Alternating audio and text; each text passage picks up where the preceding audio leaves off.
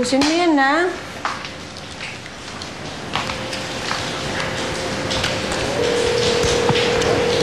Nay? Tinatawagan niyo po ba si Tita Blake? Oo, kaya lang hindi niya naman sinasagot.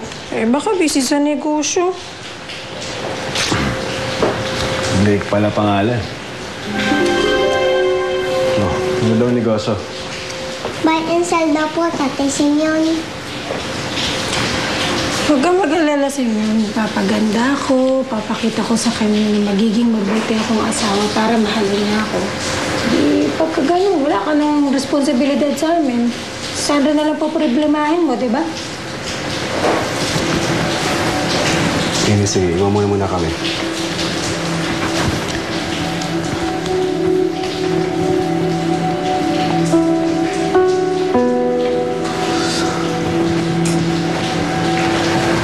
Huwag ka naman sana magalit sa akin.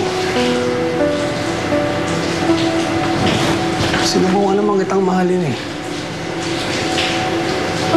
Kasi hindi talaga eh. Sandra pa rin. Parang siya.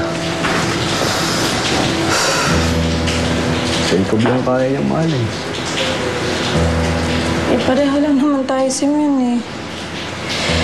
Kahit gaano kalaking sama ng loob ang ibigay mo sa akin, ikaw pa rin ang mahal ko. Pero ayoko matulad sa'yo eh. Habang buhay, nagpapakatanga ka kay Sandra. Pinipilit ko magpakatalino.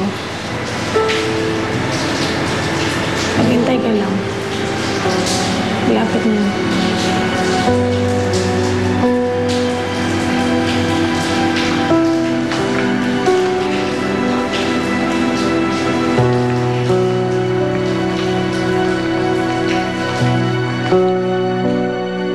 Ma'am, wala pa ho talaga yung sundo ng bata eh.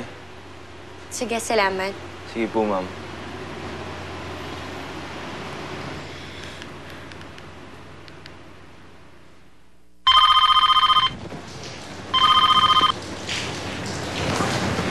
Hello, Sandra. Bakit? Hanggang ngayon kasi wala pa rin yung sundo ni Michelle eh. Inaantok na yung bata. Okay lang ba na dito na lang muna siya matulog ngayong gabi? Oo. Anong problema? Bukas ko na lang susunduin. O sige. Gusto mo bang makausap muna si Michelle? Sandali. Michelle, anak. Gising ka pa ba? Tutulog na yata eh. O sige. Michelle, halika na. Pasok na tayo sa loob. Halika na.